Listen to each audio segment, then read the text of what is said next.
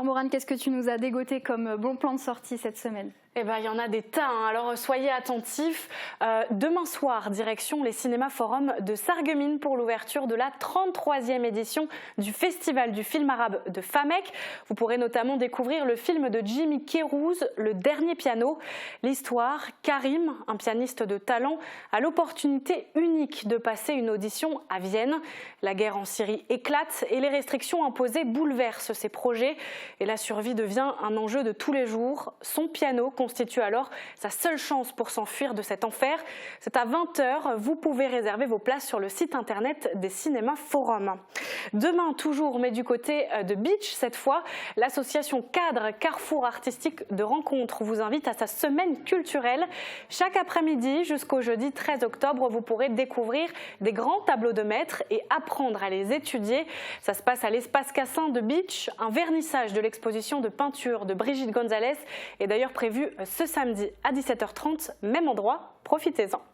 Vendredi soir, le festival Euroclassique poursuit sa route au Pays de Beach avec le duo Raskovnik qui interprète son répertoire de musique des Balkans. Voix, piano, contrebasse, accordéon, viol de gambe et saz s'harmonisent pour vous offrir une performance unique. C'est à 20h à l'église de la Sainte-Trinité de Lutzwiller. Vendredi soir encore, mais du côté de Sarreguemines, venez découvrir la vie de Marcel Pierron, homme visionnaire aux activités multiples racontées par son petit-fils Jean-Michel Conrad. C'est l'association Confluence qui vous propose ce saut dans le temps. Ça se passe aux archives municipales de la ville, rue du Parc, à partir de 20h. Et samedi, on repart au Pays de Beach dans la vallée des Mésanges. La Halverrière de Meisenthal vous propose un spectacle unique, Salto Robotal, de la compagnie Ulic Robotique Circus. Au programme acrobatie, jonglerie et même machinois défieront les lois de la gravité grâce à un robot industriel. C'est assez incroyable, je vous le conseille vivement. Et enfin, je vous le disais la semaine dernière, le Rotary Club de Sarreguemines organise son spectacle La légende de Carmen, inspiré du célèbre opéra de Georges Bizet. C'est ce samedi à 20h30 au Casino des Vaillanceries. Infos et billetterie à l'Office de tourisme. Voilà Margot. Merci beaucoup Morane, c'était très complet cette semaine. Tout de suite, on va s'intéresser au 7e art. Absolument, vous le savez, la crise sanitaire n'a épargné personne ces 2 dernières années. Les cinémas français ont été fortement impactés par les multiples fermetures et mesures restrictives durant la pandémie. Pour autant, les salles obscures ont enregistré plus de 95 millions d'entrées en 2021, malgré 138 jours de fermeture obligatoire. Alors c'est certes moins que l'année 2019 qui comptabilise plus de 210 millions d'entrées, mais c'est toujours plus que l'année 2020 qui comptait que 64 millions d'entrées. Alors les cinémas français sortent la tête de l'eau petit à petit, notamment grâce aux films français, mais aussi grâce aux géants de l'industrie comme Paramount, Warner Bros, Universal Studios ou encore Walt Disney Company. Seulement voilà, en septembre dernier, coup de théâtre, des rumeurs affirment que les films Marvel ou Disney ne sortiraient plus au cinéma. Alors ça, par contre, c'est impensable. Et oui, et ces bruits de couloir ont fait trembler les cinémas français. Walt Disney Company menacerait de ne plus sortir ses films dans les salles françaises, notamment le film de fin d'année Avalonia ou bien la suite de Black Panther, Wakanda Forever. Est-ce que tu sais pourquoi ? Eh bien, pour une question de chronologie des médias. Alors, la chronologie des médias, qu'est-ce que c'est ? Eh bien, c'est une règle qui définit l'ordre et le délai de diffusion des œuvres cinématographiques en France. C'est une sorte de hiérarchie, en fait. Et chez nous, eh bien, dès l'obtention du visa d'exploitation, les films sortent systématiquement au cinéma en premier, avant d'être diffusés sur les plateformes de streaming ou sur petit écran. Et tu sais pourquoi c'est établi dans cet ordre-là ? Eh bien en fait, ça date pas d'hier. À partir des années 60, on constate une baisse de la fréquentation des salles obscures. Peu à peu, les ménages s'équipent de postes de télévision et la télé devient une sérieuse concurrente pour les salles de cinéma. Dans les années 80, les cinémas exigent une protection de l'État afin de faire perdurer l'industrie cinématographique. Alors on sait à quel point la France est attachée à la culture et donc c'est à partir de là qu'on instaure un ordre et un délai de télédiffusion. C'est ce qu'on appelle la chronologie des médias. Donc les cinémas sont en tête de liste. Est-ce que tu sais qui seront les prochains ? Oui, alors on va simplifier parce que c'est assez complexe, mais voilà un schéma de la chronologie des médias qui a été mis à jour en février dernier.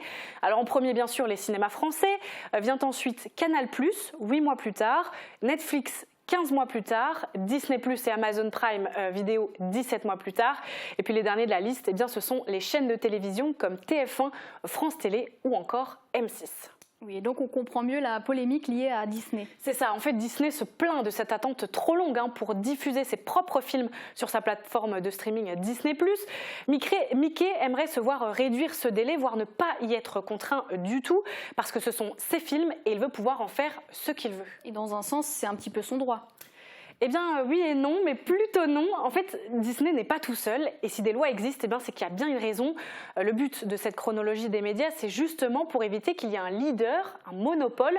Et Disney le veut ici, ce monopole, et il ne l'aura pas. Parce qu'indirectement, même si ces films réalisent de très bonnes audiences en France, eh bien, ils ne contribuent pas au développement du cinéma français, comme Netflix ou Canal+, par exemple, qui produisent et diffusent des œuvres cinématographiques françaises. Alors je suis allée voir Jean-Marc Carpels, directeur des Cinéma Forum de Sarreguemines, et je lui ai demandé ce qu'il pensait de cette possible menace de la part de Disney. Écoutez. Ils sont dans une démarche totalement capitalistique. C'est une guerre de plateformes et où finalement le public, on s'en fiche un peu. Ce serait dommage, culturellement parlant, de se voir imposer un modèle qui a tendance à vouloir dominer le monde. Donc ce n'est pas mon approche et je pense que ce n'est pas l'approche de nombre de nos clients. Et de temps en temps, comme nos Gaulois, il faut faire de la résistance. Est-ce que tu penses que cette menace, elle pourrait être réelle ? Bah oui, en fait, parce que Disney peut un peu faire ce qu'il lui chante.